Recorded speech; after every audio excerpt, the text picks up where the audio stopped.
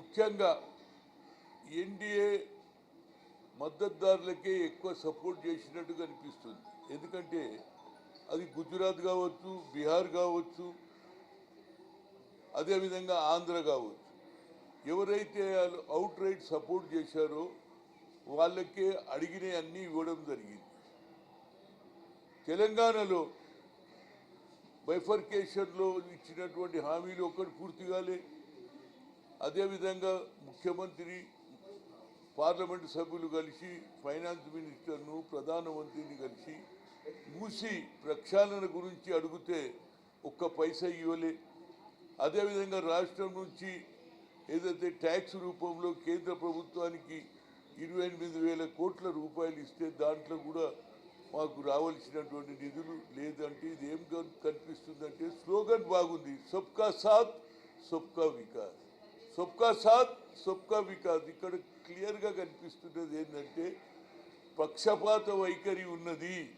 అంటే ఏడనైతే అపోజిషన్ సర్కార్లు ఉన్నాయో ఇవాళ గుజరాత్ ఉన్నది. గుజరాత్ ఎవరున్నారు? నరేంద్ర మోడీ ఉన్నాడు, అమిత్ షా ఉన్నాడు, అదానీ ఉన్నాడు, అంబానీ ఉన్నాడు కాబట్టి వాళ్ళకు లాభం. బీహార్లో రేపు ఎన్నికలు జరగబోతున్నాయి కాబట్టి అక్కడ కూడా వాళ్ళకు లాభం. ఇకపోతే ఆంధ్రలో అవుట్ రైట్గా సపోర్ట్ చేశాడు కాబట్టి చంద్రబాబు గారు అడిగిన అన్నీ ఇంక్లూడింగ్ విశాఖ స్టీల్ ప్లాంట్ కూడా ప్రైవేట్ చేద్దామన్నది కూడా దానికి ఇవ్వడం, పోలవరంకి ఇచ్చారు, అమరావతికి ఇచ్చారు. మాకు ఇక్కడ ఒక మూసి ప్రక్షాళన చేయాలని ముఖ్యమంత్రి గారు ఒక representation along with other MPs కలిసి ఇచ్చిన దానికి ఒక్క పైసా ఇవ్వలేదు.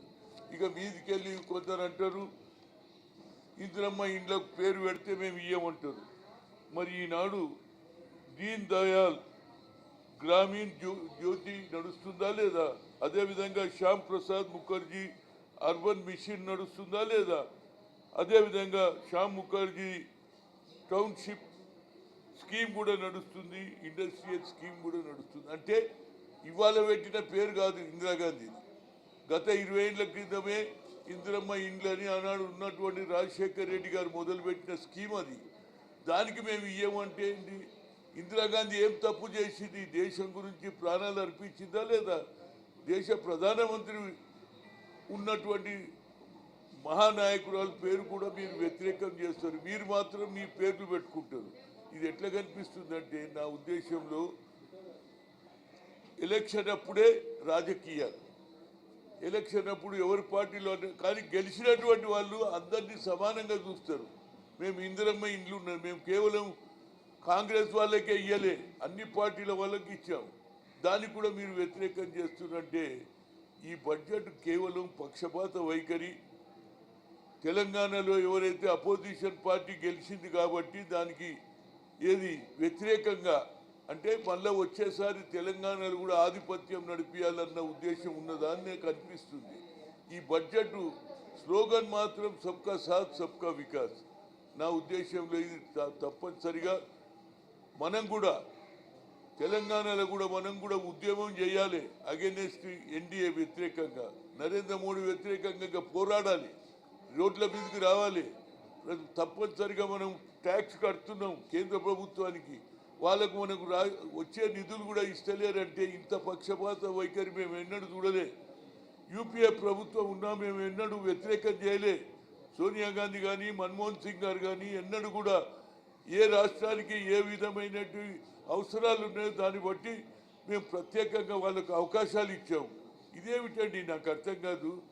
నరేంద్ర మోడీ స్లోగన్ బాగుంది కానీ ఇవాళ ఏది ఎలక్షన్స్ అయ్యే రాష్ట్రాలకు ఏదైతే మీరు ఆడ ఆధిపత్యం నడిపాలనో వాళ్లకు అపోజిషన్కు మాత్రం తప్పనిసరిగా పక్షపాత వైఖరి అనేది నా ఉద్దేశం. నేను తప్పనిసరిగా రేవంత్ రెడ్డి గారిని ఒకటే కోరుతున్నా, మనం కూడా యుద్ధం చేయాలండి. యుద్ధం చేస్తేనే ఇస్తారు. మనం పోయి అడుగుతుంటే వాళ్ళు ఈజీ తీసుకుంటున్నారు. ఎందుకు అడగాలి? మనం కూడా మన రాష్ట్రం నుంచి ఇస్తలేమా? ట్యాక్స్ రూపంలో కేంద్ర ప్రభుత్వం ఇచ్చినటువంటి కార్యక్రమాలు మనం తప్పనిసరిగా ఏది అవలంబిస్తున్నామా లేదా? ప్రజలకు ఉపయోగపడే పని ఇది. మేము ఎన్నడూ కూడా వ్యతిరేకం చేయలేదు. అదేవిధంగా లాస్ట్ కోరిక నాకు ఒకటి ఉన్నది. ఎందుకంటే రాహుల్ గాంధీ గారు ఒక కన్యాకుమారి నుంచి కశ్మీర్ వరకు నడిచిన తర్వాత జితినా ఇచ్చేదారి యుక్తి భాగీదారి అన్నాడు. క్యాస్ట్ వైజ్ సెన్సస్ అన్నాడు. క్యాస్ట్ వైజ్ సెన్సస్ జరిపిన ఏకైక రాష్ట్రం ఏదైనా ఉన్నదంటే అది తెలంగాణ. అసెంబ్లీలో బిల్ పాస్ చేశారు. అదేవిధంగా క్యాబినెట్లో నిర్ణయం తీసుకున్నారు. కులగన జరిగింది. ఇవాళ రేపు 2 రోజులు ఏదైతే కులగన దాని మీద మీటింగులు పెట్టుకుంటున్నారో నా request according to our population జిतना हिस्सेदारी हिस्सेदारी భాగీదారి అన్న లెక్క ప్రకారంగా మా రాష్ట్రంలో కూడా తప్పనిసరిగా బడ్జెట్ ఎక్కువ పెంచాలి. ఎందుకంటే మా జనాభా ఎక్కువ ఉన్నది. మొన్న జరిగినటువంటి ఎన్నికల్లో బడుగు బలైన వర్గాలు బీసీలు ఎస్సీలు ఓట్లు వేయడం వల్లనే ఇవాళ సర్కారు వచ్చింది. కాబట్టి ఇవాళ నేను ముఖ్యంగా ఏదైతే కమిటీ కూర్చుంటుందో తప్పనిసరిగా ఏ విధంగా ఎస్సీ ఎస్టీ సప్లైన్ ఉంటుందో అదేవిధంగా ఓబీసీలకు కూడా సప్లైన్ పెట్టాలి, బడ్జెట్ కూడా పెట్టాలని నేను కోరుతున్నాను. ఎందుకంటే ప్రజల ఆకాంక్ష పెరిగింది.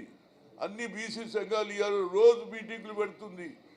మాకు తప్పనిసరిగా రేపు జరగబోయే లోకల్ బాడీ ఎన్నికల్లో కూడా సీట్లు కానీ అదేవిధంగా బడ్జెట్ కానీ పెంచాలని రాష్ట్ర ప్రభుత్వాన్ని కోరుతున్నా. అదేవిధంగా కేంద్ర ప్రభుత్వం ఈ పక్షపాత వైఖరిని తప్పనిసరిగా మనం ఎదురు తిరగాలి, ధర్నాలు చేయాలి. అదేవిధంగా రాష్ట్రాల్లో ఉన్నటువంటి మంత్రులు ఏం చేస్తున్నాయి? 2 మంత్రులు ఉన్నారు, 8 మంది గెలిచిర్రు. మీరు అడగరా? అంటే కేవలం మీరు గెలవడం రాష్ట్రానికి ప్రజలు ఓట్లేస్తేనే గెలిచిర్రు కదా. మరి రాష్ట్రానికి అన్యాయం జరిగినప్పుడు మీరు నోరెందుకు విప్పరు అని అడుగుతున్నా. కిషన్ రెడ్డి కానీ బండి సంజయ్ని అడుగుతున్నా, మీరు ఎందుకు అడిగారు? రాష్ట్రంలో మీరు ప్రజలు వేస్తేనే కదా గెలిచింది. రాష్ట్రానికి అన్యాయం జరుగుతుందంటే నోరు ఎందుకు మూసుకుంటున్నారు? వేరే ఇష్యూలలో మీరు రోజు స్టేట్మెంట్లు ఇస్తారు, రేవంత్ రెడ్డి మీద ఇస్తారు, ప్రభుత్వం మీద ఇస్తారు. అదేవిధంగా రాష్ట్రానికి రావాల్సిన నిధులు తప్పనిసరిగా రావాలి.